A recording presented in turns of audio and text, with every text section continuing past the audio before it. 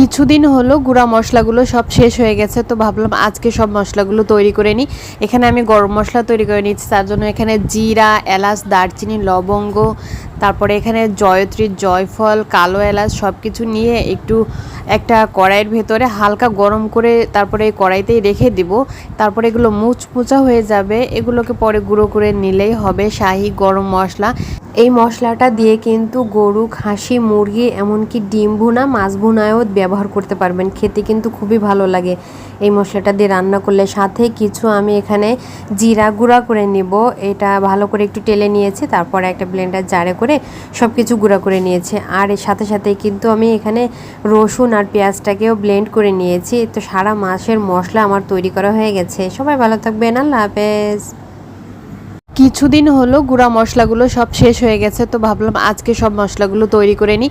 এখানে আমি গরম মশলা তৈরি করে নিচ্ছি, তার জন্য এখানে জিরা, এলাচ, দারচিনি, লবঙ্গ, তারপরে এখানে জয়ত্রী, জয়ফল, কালো এলাচ সব কিছু নিয়ে একটু একটা কড়াইয়ের ভেতরে হালকা গরম করে তারপরে এই কড়াইতেই রেখে দিব। তারপরে এগুলো মুচমুচা হয়ে যাবে, এগুলোকে পরে গুঁড়ো করে নিলেই হবে শাহি গরম মশলা।